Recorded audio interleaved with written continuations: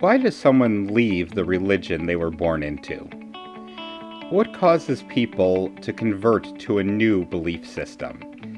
What goes on inside a high demand religion? Listen to the experiences of ordinary people as they answer those questions and more. Hello. Today we are going to be interviewing Michael Lee, Mike, if you don't mind telling me the name of the religious group you belong to. I was part of a small evangelical group. It was called Cornerstone Christian. It was a break off of a church in Wisconsin. It was an evangelical Pentecostal church. So a lot of that fun stuff of speaking in tongues and prophecy, all that jazz. Okay. All right. So why don't you tell me about your congregation? Large, small? It was a small group. At its height, it was maybe about 25 to 30 members. It was a break-off church of a church that I don't even remember the name of anymore. I was involved with it for about 8 to 9 years. We were part of that. I believe my mother joined that I was around 9 or 10 years old. So I was about 17 or 18 when I left. Okay. Okay. Was your mother born Pentecostal or did she convert? My mother converted. I had to been about 6 or 7 years old when she converted to it, maybe a little earlier. She's still very religious, so I often get this very lovely story about her watching Pat Robertson in the 700 Club and that being her conversion moment. Okay. Okay. I imagine that show probably reached a lot of people. Oh, I'm sure it did. I'm sure it did. Since that, For better or worse, it was, on the air for a long time. yeah, in my opinion, it would be worse. Most of my life has spent as amateur historian, and I studied sociology and history for a lot of my life, and with a focus on Christian nationalism and the history of the influence of things like people like Pat Roberts and Jerry Falwell. Mm-hmm. So that has a big effect on the way I view these things. Mm-hmm. I imagine it would. So, how did she go from that to Pat Robertson to Pentecostalism? Was it just what was around or the church she tried? Do you know? It's a little hard to remember, but the best recollection. My parents got divorced when I was like 10 years old, and we moved from Washington State to Wisconsin to be near family. My mother struggled with alcohol addiction. As far as I know, it's kind of just the church down the street, the original. Okay. Within a year, they had broke the church that I spent most of my time with, the group that I spent most of my time with had broken away Mm-hmm. um, into a smaller group. We met in the gymnasium of a school that was rented out, and were led by this very charismatic pastor. Right. So you went with your mother to the breakoff church Yes. when you were a Yes. kid. Yes. Okay. We were very involved in this. We were involved with various other churches. My mother sent me to a lot of youth groups. I attended religious school from grades 5 until the end of my sophomore year of high school. Okay. My younger brother as well attended the religious school from grades one until 8. Mm-hmm. Yeah, all the way through middle school as well. Okay. So Was that school attached to the church or was it just non-denominational, non-connected? it was not connected. The school that I attended, half of elementary school and all of middle school through, is actually still around. It's in Brookfield, Wisconsin. I can't remember the name of it off the top of my head. It's like Brookfield Academy or something like that. But yeah, it was a different one. But all of at least myself and the pastor's son went to that school, as well as my brother and the other pastors' kids of the church we attended. We all went to that school together. Okay. And then for myself, come high school, I left and I attended Milwaukee Lutheran High School, which is also still around. I attended that through my sophomore year before I left and went to public school. Okay. And was that by your choice that you wanted to go to public school? Yes, that was very much through my choice. That actually ties into the story behind why I actually began my walking away from the faith. Fair enough.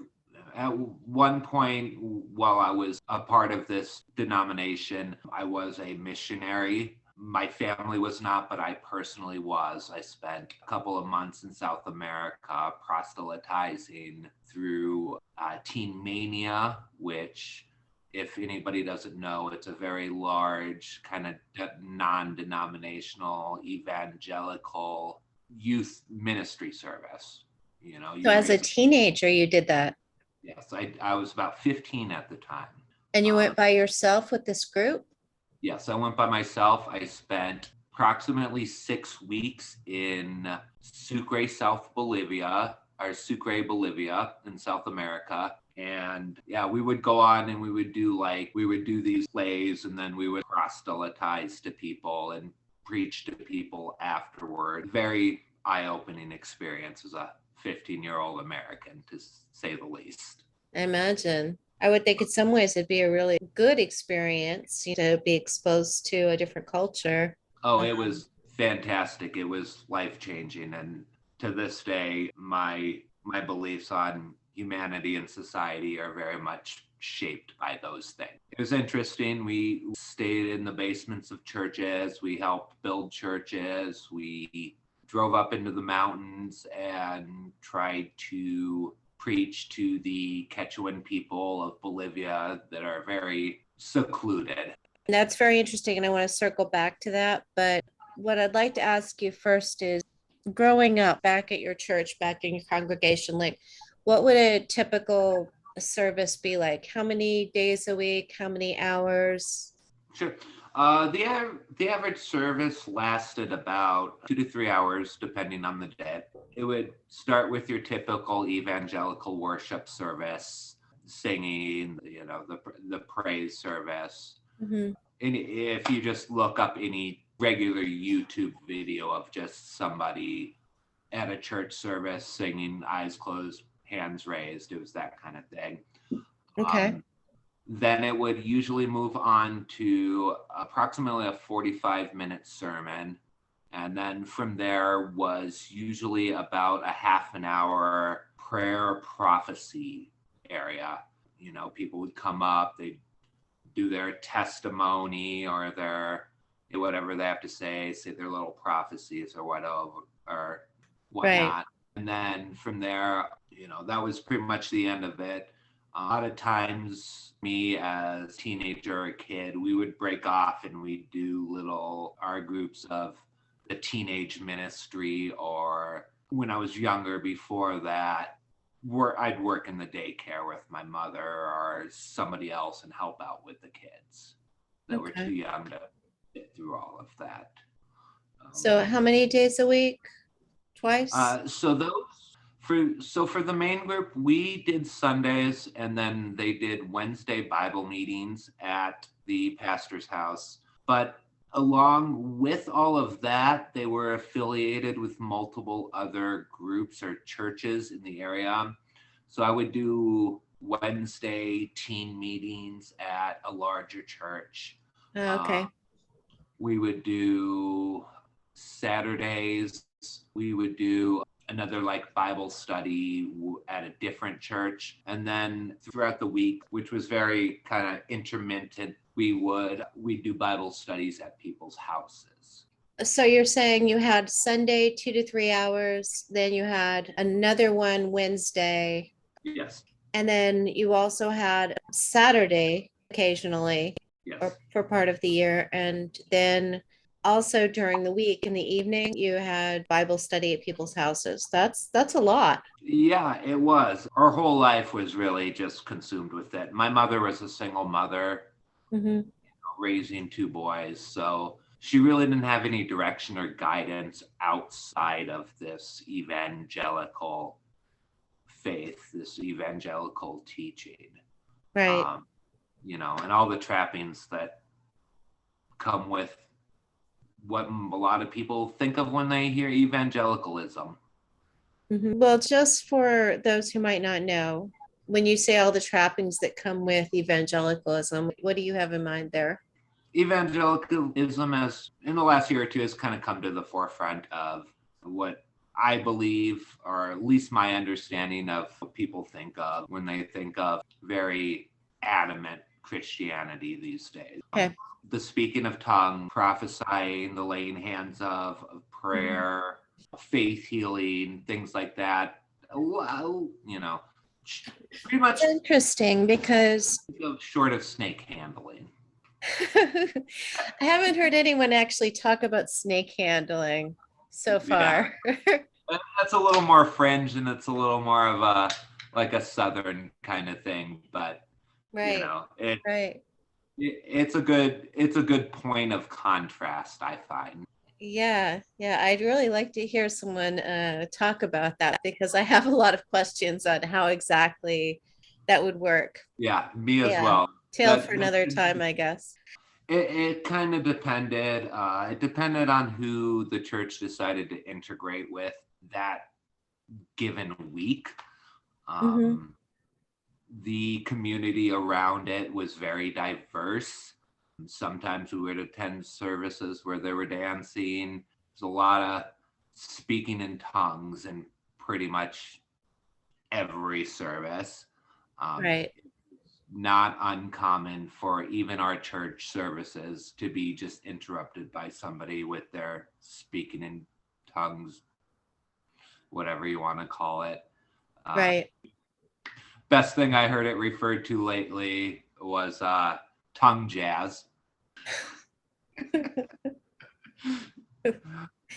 It helps to make a little light of it for me. Sure, sure. Yeah. If you don't mind segueing into a different part of the community you were involved with, Not could at you all. tell what could you tell me about the leadership of your congregation? So we were led by a husband and wife. The husband was the pastor and the wife was the woman's pastor. Okay. At first, they were very nice people. We learned a lot about the hierarchical parts of the Christian faith. It was very much woman serves man, child serves Mm-hmm. parent kind of thing, which could be conflicting. I was a 12, 13, 14, 15-year-old kid during the most of it. We all know how preteens and teenagers can be. So it was formative into trains of thoughts that even to this day at 40 years old, I still struggle with. Like I said, they were very nice people at first, very welcoming until my mother decided that it was time for us to move on and to leave this group, this denomination, whatever you want to call it. So was this the breakoff group that Yes. you guys had gone to? Yes. Okay, and then you went from there to another group. So from there, my mother and my brother continued, as my brother is too young to know the difference. This was when I began to break away. And Okay, yeah. this can be actually very much pinpointed to a very singular incident. Okay. So you had said that they were very nice at first until your mother decided that it was time for you guys to go to another church. Yes. And even before then, there were issues that arose. My mother was the only single parent. And with all the struggles that came with, she got a lot of condemnation, a very large amount of, like I said, as it was very patriarchal and hierarchical, she Right. got a lot of well, you don't have a husband, or your husband is not around because you are a sinner and God looks down on you. Whoa, whoa, For whoa. Did people say that to her? behind the scenes, yes. Oh my You know, goodness. yeah. She, I'm not even going to get into like, how this affects her now, because I feel like that's kind of beside the point. Right. Uh, And that's her story. I understand. but yes, that was very much the attitude. We were considered outcasts very much within this group. But it was such a small group. I mean, you said it was like 30 some people. Yeah, it was. That's crazy. There aren't enough people to have outcasts, are there? You would think that. You really would think that. You think it'd be like a So tight knit group. yeah, you would think. So going to religious school, I went with the pastor's son, who is also my age. We were very close for a very long time, but that's where I saw the cracks in the belief system start to form, was his attitudes. Part of the reason that we did leave was because of the other children's treatment towards myself and my brother. We were very much left out, very much made fun of. I was definitely told that we came from a background where my father was abusive to me and my mother. That's why we left. And we were very much told that it was our fault because we were not good enough Christian. That's horrible. Yeah, it's I can't even imagine why someone would ever say such a thing. Well, it's very much ingrained into the patriarchal and the hierarchical belief. It's So part of the reason why they don't my believe in divorce, like even in cases of abuse. so they weren't necessarily against divorce, but it was very much frowned upon. If you look into a lot of biblical scholar fundamentalist belief, divorce is very much looked down upon. Right. It was very fundamentalist, but sugar-coated at the same time. Mm. The fundamental evangelical church of the last 40 or 50 years does a very good job of kind of sugar-coating that patriarchal mindset of whatever the man does is right and the woman deserves whatever he gives them. Right. It just seems so crazy that somebody would bring that up to you as the child when you have zero control over what your parents did, whether they stayed together or not. True, but kids take after their parents and they repeat what their parents say. So being Right. the friend of the pastor's son, this stuff kind of comes out inadvertent. I suppose that's true. There was an instance which might not necessarily seem like a big deal, but I had been about 7th or 8th grade, and the pastor's son wanted a tape of rap song, and he asked me for it. So being a kid, I'm okay, let me give my friend what I want. Well, when his parents, the pastor and his wife, found it, it was a whole lot of, your son is leading my son down the road to hell. Right. You're a terrible sinner. Your son is a horrible child. And all I was trying to do was just make friends with somebody who was, be friends with somebody who was, I thought, my friend. Right. And he got in trouble and threw you under the bus. Exactly. And then, of course, you're the kid of the divorced woman. Exactly. Right. That's horrible. Yeah. I mean, was that why you switched schools, because of that treatment, that sort of treatment? No, so that was when I was in middle school. I had graduated from that school. It only went to 8th grade. And then I was sent to a Lutheran high school. Okay. Asking my mother because that's where a lot of the people I knew already went. And that was another thing. My mother, being single mother, we were poor, so she relied a lot on financial help from this church and organization, which in the long run led to a lot of these attitudes that kind of demonized her. the group they would be very nice and very welcoming and very open financially as long as you stuck to their teaching. It's the second you deviated a little bit, then you are a monster, not a good person. You're not a good Christian, and we should have never helped you to begin with. Did they try to set her up with people? I mean, did they pressure her to get remarried or anything like that? Not that I believe so. There were definitely times that I can recall where they would try to introduce her to other men, maybe once or twice, but she's a very strong, independent woman for being someone who is, like I said, to this day, still relatively religious, even into her 60s. So it wasn't a whole lot of you need to get married because that's God wants. It was more the demonization of the fact that she wasn't married that was the key issue. Right. Okay, I see. So it wasn't as though they thought she could fix the problem necessarily. It just was. Kind of. There was definitely this underlying current of you could fix the problem if you were a better Christian, if you were a better person, if you had better faith. Okay. She tried really hard to shield us from a lot of these aspects of that, to shield us from what the adults said to her and stuff. So a lot of this comes out of like conversations I've had with her after the fact. We eventually, in terms of my relationship with my mother, we actually reached a point where we just don't talk about it anymore, more so because it's more painful for her than me, which is one of the reasons why I agreed to do this. And I just turned 40 and I've just kind of reached a point where I'm like, I'm tired of being quiet about this. And this happens in churches and in congregations and whatever groups, cults, whatever you want to call them, all around the country every single day. And if I can get this out and somebody can relate and it can help somebody, I want to do that. Good for you. Well said.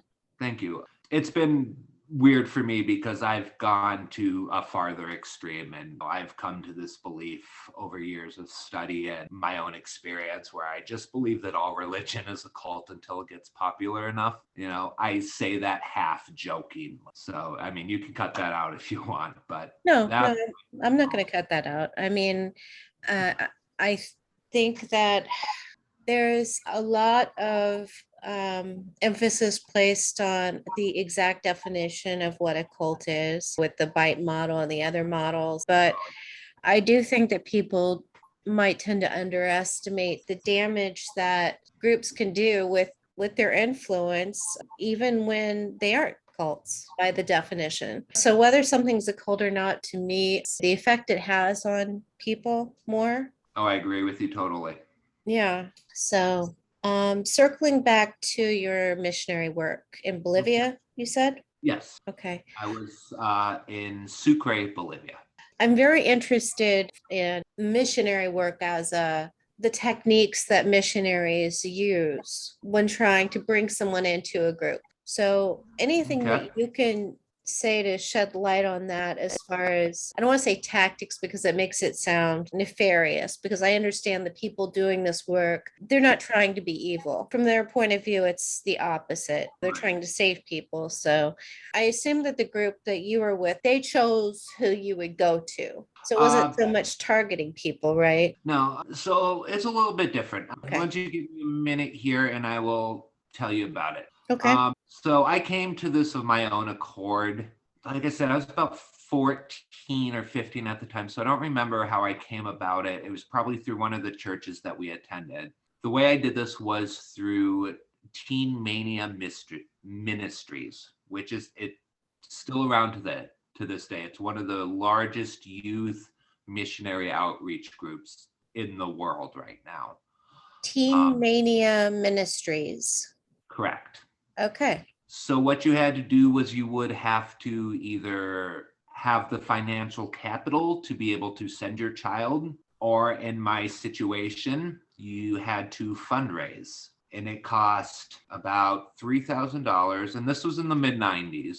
Mm-hmm. So about $3,000 for about a 4 to 6 week trip. and whoever signed up was allowed to choose wherever they went. I chose Bolivia because it was the cheapest, so I did that. So we fundraised, we sold candy, we took donations, we went door to door, almost kind of like a Girl Scouts or Boy Scouts as fundraising thing to raise the money. And then once I raised the money, sign up through this ministry and choose where I'd want to go, and then I would go. So my best recollection is at the time, so we flew off. I was based in Wisconsin. That's where I lived, in Milwaukee, Wisconsin. We traveled to Florida, where we were set up on the Florida State campus for about a week to have services and preaching and just kind of learn some of the basics of what we were going to do for the next few weeks. Okay. So in Gainesville? Yes. Okay. So the focus for at least our group, and it was pretty uniform, but there was a little differences depending on where you went on to the world, because there was, I want to say, at least 90 to 100 different countries that they sent groups to. Wow, that's quite an operation. Yeah, it's very large. Like I said, it's still around. So if you want to look into it, you can get a little bit better research than I can give you off the top of my head. How many kids would you say were there? Oh, 4,000 to 5,000. What? Yeah. I mean, like right there at the same time? When we went to Florida, you had all of the groups that were going around to all 100 countries. And we were in groups of 100 to 200 for us. I believe my group was about 50 that went. Right. But they gathered everybody together before they left. And yeah, we're a few thousand kids. And we do team building activities and stayed in dorms, provided meals and all of that stuff. But yeah, we did team building activities, and then we would practice out, at least for our group, it was the skit that we were going to perform, because we would go, once we left, we would do like an acting out skit to like music and do a voiceover thing. So were these both boys and girls? Both, yes. Okay. Boys and girls. We were housed separately to avoid temptation. How'd that work out? Well, my very first girlfriend I met there, so not too well. But it was very youth focused ministries. So we were a lot of sermons, because every day, 3 or 4 times a day, we had sermons and prayer and worship. But it was very youth focused. So it was a lot about avoiding temptation, avoiding sexual temptation, a lot of preaching about the woman's role to be subservient to men. Lovely. Yeah, very lovely. Great thing to teach a 14, 15-year-old girl. Were there dress codes for the girls? No, not necessarily. These things were not explicit, but they were implied. Yeah, it was a lot of people from a lot of places. There was a fella, I couldn't remember his name, but he had a mohawk and wore chain, and that was okay. Mm-hmm. A lot of girls with short hair, but don't reveal cleavage. If you were found to have something above, for the girls to have a skirt above your knee, then you would be pulled aside and spoken. Right. Okay. We were even told that, like, if you got too close to somebody of the opposite sex, that you would be spoken to, which happened to me on multiple occasions. So there was that. You could not be too friendly to somebody of the opposite gender. Right. That's what it sounds like. Boys were expected to be with boys and girls were expected to be with girls. And there was a lot of teachings that would involve us being segregated by gender. Mm-hmm. So you would do that. You would go through that. That lasted about a week, maybe 10 days. And then we would fly off into the various countries that we were to go to. And so your missionary work primarily was doing the skit and then asking the audience to come and get saved? Exactly. Okay. And then you would spend, one-on-one time in small groups talking to whatever individual people. That being said, I spent time in Bolivia, which is a Spanish-speaking country, and our skits were in English. Okay, I was about to ask that actually. So what they would do is they would use music in our little play to draw a crowd who would stand around and watch a bunch of kids in costume and makeup and dancing around for 10 to 15, 20 minutes. Right. And then they would bring on an interpreter to say, well, if anybody wants to come receive Jesus, come ahead. So, okay. The message wasn't exactly got out there. It was just used to lure people through. To get the crowd. Yeah, to get a crowd. It was a lot more performative. Okay. And then it was meant to be a one-on-one ministry. I see. So you have this big spectacle, the crowds gather, and then they use the Spanish speaking person to get the people in, and then they'd break them off into individual ministry sessions. Yeah. Okay. Okay. Yeah. Sounds effective. Yeah, it was something. I mean, there was a point where we traveled up into the Andes Mountains and we did the same thing, except the people up there were not Spanish-speaking Southern Americans. They were Quechuan Southern Americans. So they didn't even speak, a lot of them didn't even speak Spanish. They were native Quechuan people. Right. Very far removed from the society and culture around there. So with that being said, I mean, we were told things like stereotypes, like these are native peoples that don't know technology, and if you take their picture, they think you're going to steal their soul, and things that most people in the 1990s, no matter how remote, probably don't think. Right. These are not, it's not like we were in the middle of the Amazon rainforest to a tribe that had never seen white people before. Right. Right. They might have a radio, they might have a television. Yeah, exactly. They've seen a camera. They wore modern clothes. They weren't remote located tribes, but we were told those things.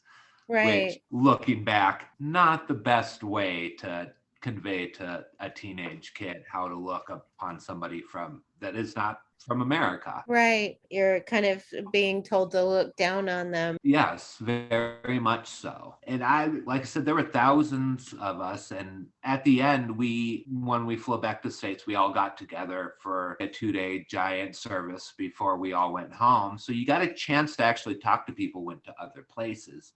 And I got to speak, this stands out in my head very strongly because there was a fellow that I got a chance to speak to who had gone to Ghana in Africa. And he was told the very same thing. Oh, really? One thing he told me that really stuck out to me was these people don't know what it's like to live in a modern society. Not verbatim his words, but that was the gist of it. And yeah, that I question whether that was actually the case. Yeah, I honestly don't believe that that's the case for the people living there. But those were the kinds of things that you were taught. That was, even if it wasn't explicit, it was implicit. Right. Even at 14, 15, you can see some of the things that are underneath the lines there. Right. It might be more obvious to me now than it was then, but even then, at the time, it was one of those things where this is a red flag. It's a little bit racist. A little bit. Little bit, yeah. A little bit. Yeah. So that's very interesting. Thank you for sharing that missionary experience with me because I had not heard of the teen media ministries before. It was a life-changing event for sure, even outside of the whole missionary work. The other teenagers that were there with me had the best of intentions and really cared about these people. Of course, I certainly, the work is intended to save people from what's perceived as eternal damnation, right? If you believe that, then you are doing a good thing. And yes, very much so.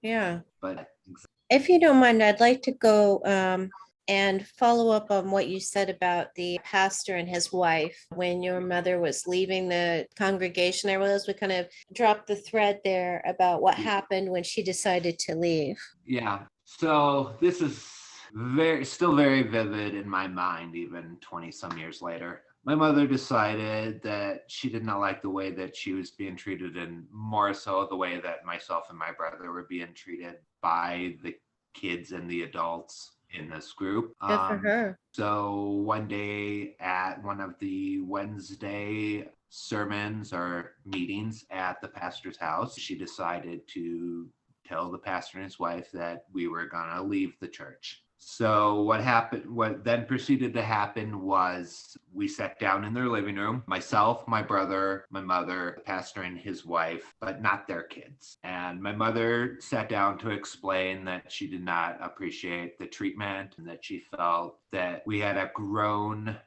where we were and it was time to move on and to find another church. The next following 90 minutes consisted of a very long lecture and stern speaking to. Yeah, this one's a little difficult, but if you can tell, if you're comfortable. Let's go. All right. Yeah. There are very much parts of it that I do not remember because 16, 17 years old at the time. Right. And with all that comes with being a 16, 17-year-old teenager, there are parts that I do remember almost out of body experience. But some of the things that I do remember saying almost verbatim were, you cannot raise these children by yourself. They are out of your control. And that is as close to verbatim as I can get. They're out of your control. Yes. What does that mean? I wish I could tell you. Another, and this is one that really struck me because this is where I kind of checked out, was another phrase was, your son will lead mine to hell. And in reference to me and their oldest son. It was 90 minutes of you are a terrible mother. You are not a good enough Christian.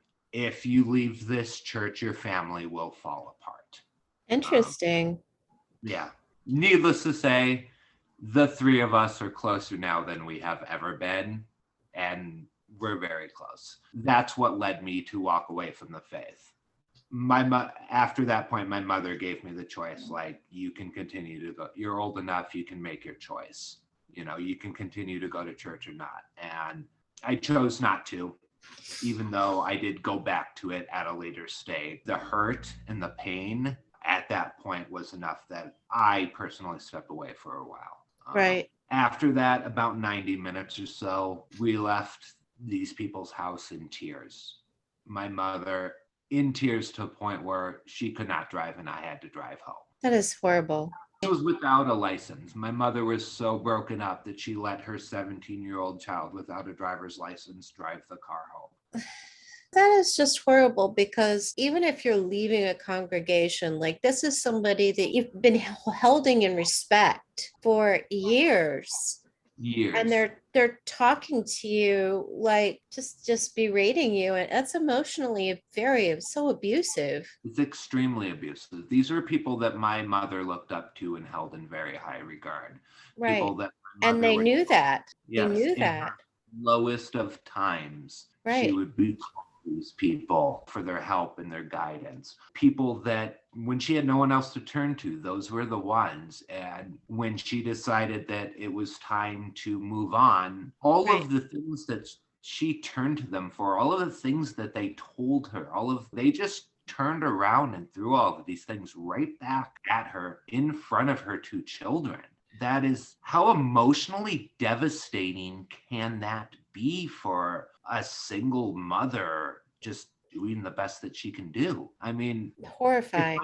Just horrifying. My best friend called me up tomorrow and decided that all of the things that we spoke about in private, in person bonding, turned around and told me that all of these things are what are my flaws as a person. I'm a 40 man. I would break down in tears. It would break me as a person. I think that's true of most people. and to air her dirty laundry. From what you're saying, they were airing her dirty laundry that she'd come to them for help with in front of her children Yeah. because she decided to go worship somewhere else. Yeah, because she decided she wanted to move to somewhere else. We ended up, I said I kind of stepped away, but she took my brother to a larger church, one that had more youth, more people that she could relate to and my brother could relate to. Which makes There were sense. a lot of times where she would say to me, come check this out, give it a chance, give it a try. There's a lot more people your age. But after that incident, I didn't want that. Like I Right. said, I got older. I gave it a shot again, like to the point where after being married, I drug my wife back to a church and was like, I need to give this a try one more time. Right. It wasn't the thing for me then, and this was maybe 7-8 years later, but that was really the breaking point where I was like, well, hey, religion, not good, and really started to break down for myself what just this whole faith thing was about. Do you mind sharing with me if you remember anything from that time period when you came back that led you to think, okay, maybe it's not just them, maybe it's the whole thing? So that's a lot easier to remember because, I was an adult, not a teenager at the time. Right. So my wife and I, we had a roommate. He was a very good friend of ours. He struggled with addiction. We had brought him in to live with us, was and is still very much in the faith. So there was always that aspect to it. So Christianity and that just general Christianity, not just the denomination, but general Christianity has always been It was around. part of your framework. Yes, very much. Right. So he was struggling with some addiction and he didn't necessarily have the religious framework, but he was falling on it to help him with his issues. And he was like, hey, go to church with me, man. And I was like, all right, it's not my thing, but do it. Right. So I started to go with church with him again. Okay. So you wanted to help him basically. Yeah. Okay. But then getting back into it, I started to have these same feelings of what originally made me want to be a missionary to begin with. Because I was very much deep into it. I was baptized when I was a kid out of my own accord. I quote unquote spoke in tongues, even though I can distinctly remember that was me just trying to appease the adults in my life at the time. Yeah. It was a whole thing. It was a night in the pastor's house. 15 adults literally laying their hands on me, speaking in tongues and praying for me until I spoke in tongues. Scare quotes there for the audio. Right. It's a miracle. It happened. It happened. No pressure at all. Yeah. 14-year-old kid spoke in tongues because 15 adults were telling him to do it. Right. It's going to happen. It's going to happen. Yeah. It happened. Keep trying.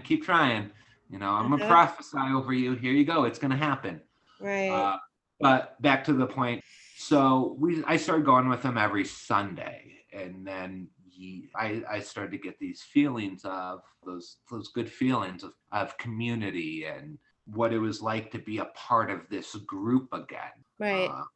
And just so I know, was that also sort of a Pentecostal style or was it another denomination? It was more kind of just this non-denominational, still in the evangelical mold, just not as structural. Okay. But it was a little more, I wouldn't call it a mega church, but it was a large one. Okay. So we went for weeks and I started to get back into it and listening to the sermons and getting these feelings of community again, to the point where I started actually tithing, which for anyone who doesn't know what that is, it goes to, I want to say, the book of Leviticus, where it says God deserves 10% of all of your earnings. Right. Put the 10% into the storehouse. That is actually something I've been meaning to ask. Is that required in the Pentecostal church as a rule to tithe 10%? I cannot say it is required, but I can say from my experience, you do it every week. And at least a chunk of this sermon, whether it be the whole sermon, if it's part of the prosperity belief, or if it's just at the end quoting biblical passages and saying you need to give God your money. Right. Okay. It is very much encouraged, I can say that. All right. All right. Fair enough. So you were going to the church. It was a large church. Sorry, I cut off your stream there. I just realized that's something I've been meaning to ask and I haven't ever covered. No worries. Yeah, so I did that.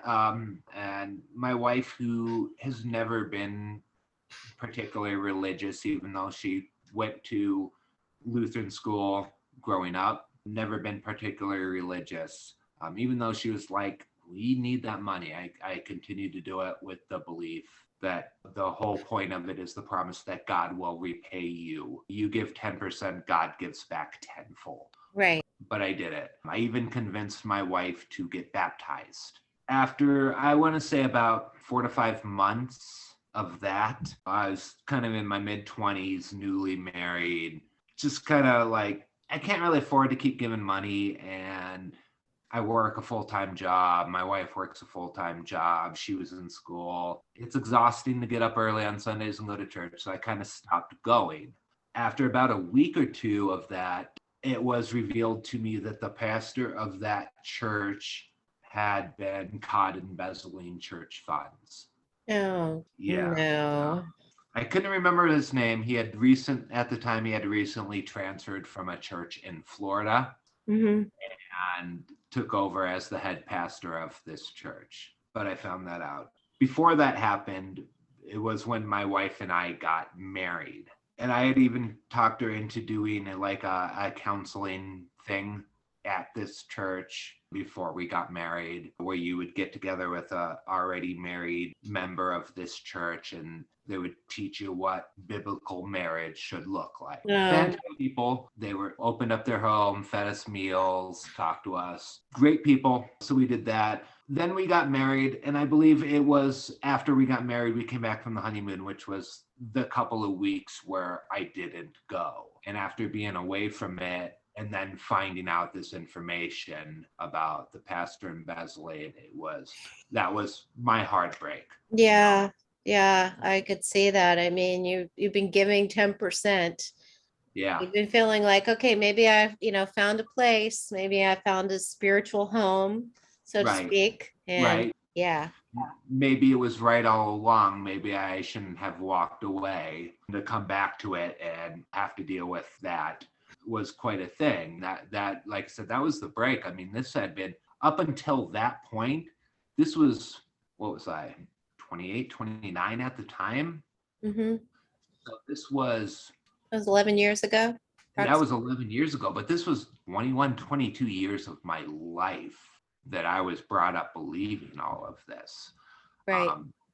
Even before this initial church that I had been speaking about all the time, we went to church. Before my parents' divorce, before we had moved to Wisconsin, we went to church. I went to a church as a kid, except then it was just more of, this is what you do on a Sunday morning. Right. It's kind of that leave it to Beaver, 50s America attitude. You got up Sunday, you got dressed, you went to church, and that was just part of American life. Okay. Talking 20 plus years of my life of this just being ingrained in. You went to the church, you found out the pastor was embezzling these funds. Now, at that point, of course, you're going to have an emotional reaction and you're just like, I'm done. But do you at that point and at this point still believe in the tenets of the Christian church? Where were you at then and where are you at now? All right, that's a great question. I really enjoy that question because this is something that I think about a lot. Then it was walking away was in anger, shame, and embarrassment. Between that and all of the stuff that I had gone through as a kid and all the stuff that my family had gone through, that finding that out really just welled up a big ball of anger and resentment. And it was very much F this, I want nothing to do with this. Right. What it led to ended up being positive. Since then, I've been a big history and sociology person. I've always been fascinated by how people interact, how society works. Since I was a small child, I've read history books and I've studied history. I studied some history in college, like that. And even to this day, history and sociology, that is my thing. That's what I do. I can stand up, I could give speeches on that kind of thing. So that led me to actually learning about how is Christianity and American Christianity led to where our society has become today. And that's the very positive part of it, because by wondering these questions, I begin to look into the history. I begin to read authors.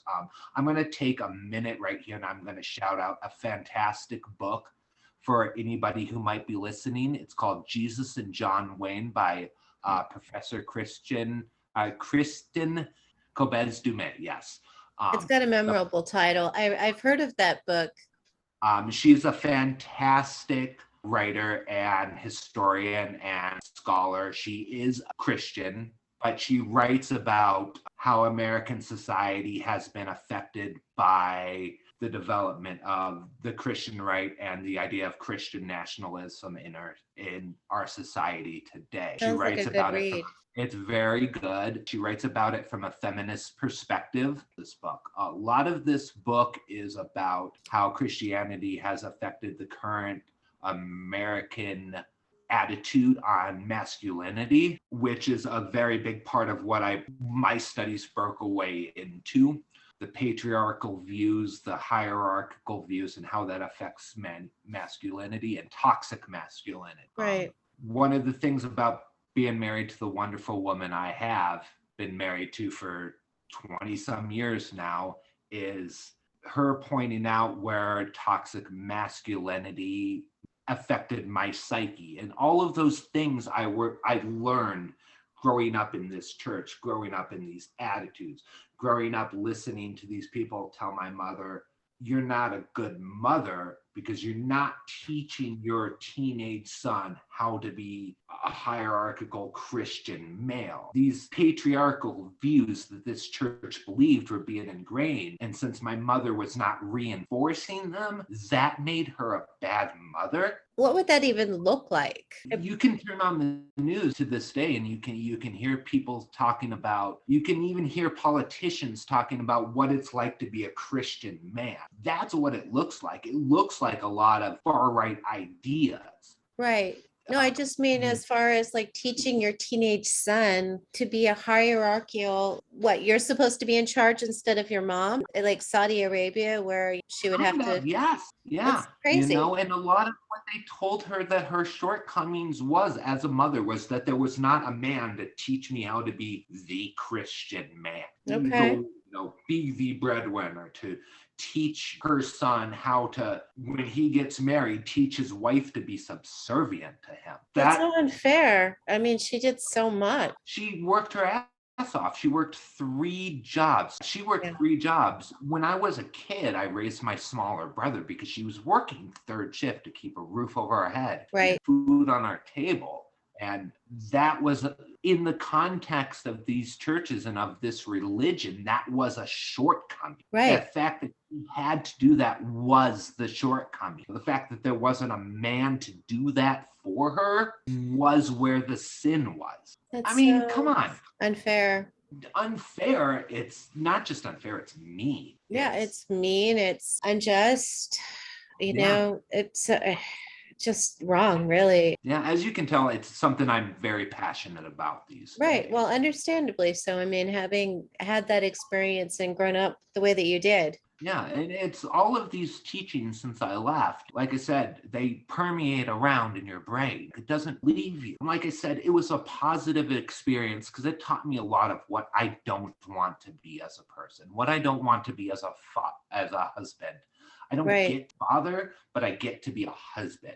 So it taught me the opposite of what it means to treat my wife with actual respect, to actually do my best to platform my wife when I get a chance, and, her feelings and her beliefs. I very much could have gone down a very far right train of thought because of these things, but I didn't, because lucky. I had a fantastic person who supported me and spoke with me and like taught me like, no, that's not it's what life is like from a different perspective that wasn't a Christian man or a religious man in those aspects that I was ingrained into me. But at the same time, I fall onto a political spectrum that tends to be on the liberal side. I'm not going to go into politics, but it has affected it. Religion does affect your politics, though. It does. And here's the thing, to this day, I've read the Bible multiple times in my life. I know these teachings very well. Right. And I look at the teachings of Jesus and that I've read in the Bible in my life, and they do still form my worldview. But what they inform my worldview to be is to be those to love one another, to, blessed are the meek, blessed are the poor, those kinds of things. Like those Right. teachings philosophically instilled into me do shape my framework. And like I said, it ended up being a positive thing because I could look back into those teachings and I can pull out things, treat others the way you wanted to be treated. Not just that, but give The to inclusive teachings of Jesus. Exactly. The teachings of Jesus Jesus and his disciples are in the temple, and the rich give to the temple, and they give to the temple. And this old widow gives her donation to the temple, and Jesus says to his apostles, she has given more than the rest of them because she has less. Paraphrasing, obviously. Right. But those kind of things, going through all of that ended up being positive because I can use those things and those teachings, and those are in the forefront of my mind every day because they were ingrained in me. Right. I am very grateful to my mother and for instilling those values and a whole lot of other stuff there that I don't agree with and I don't like and I will speak out against, but there are very solid principles that still guide my life to this day. That's really good to take that framework and use it for the positive, for the teachings that you do want to use and remember, and that's a positive way to kind of flip the negative part of it. Sometimes you just have to do that. For all religion is and for all of being ex-evangelical, for all of the things that have like held me up in my life to make me question myself, there are those things that I have built a foundation on and have used to try and make the world a better place because of it. And those things didn't come from the church or the negative experience. Those things came from my mother and, her encouraging me to be a better person. And those things it was a foundation to start on. And luckily I got to be an adult that could think critically about this stuff.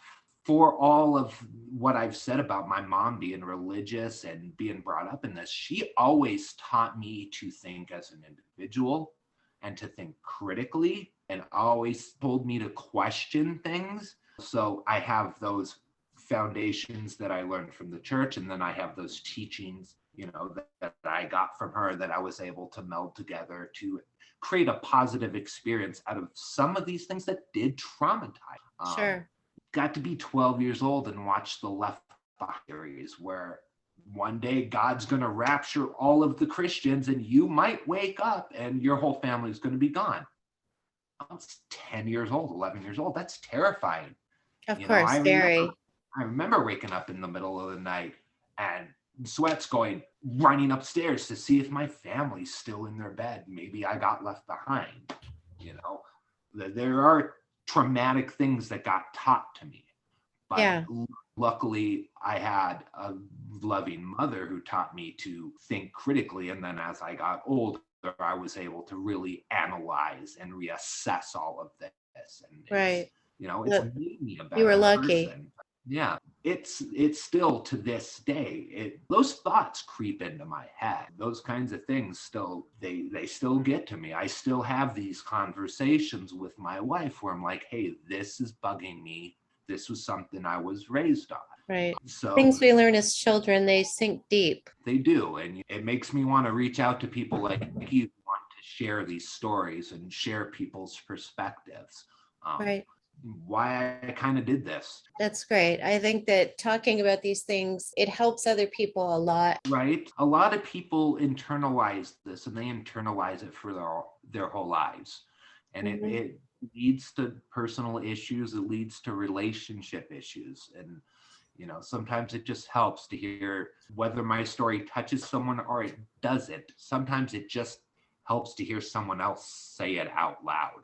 Very much so. I just wanted to ask you one final question. Where would you say you are today? I am an out and out, very avowed atheist. One thing that this led me to through this critical thinking was I reached a point within the last few years where I don't believe in anything that I can't materially measure, to materially see.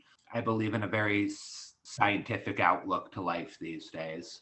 Like I said, it's led to a political shift in me, and that kind of affected the way I view religion and the idea of it, whatever. But yeah, I'm an avowed atheist. I just believe that the point of life is to live it and to enjoy it while we're here. When you don't take the time to appreciate what's around you and you're just worried about what's going to happen in life after this, I just believe that it leads you to thinking about people and the world around you in a relatively negative way. If your whole goal is to live forever in an afterlife in heaven, then what's the point of being here now? And I'm here now, and I want to affect the world and the people around me while I can, will have say in it right now. That's very well said. Again, so I hope so. Thank This you is one of very my much, first ones. Michael. I appreciate it very much.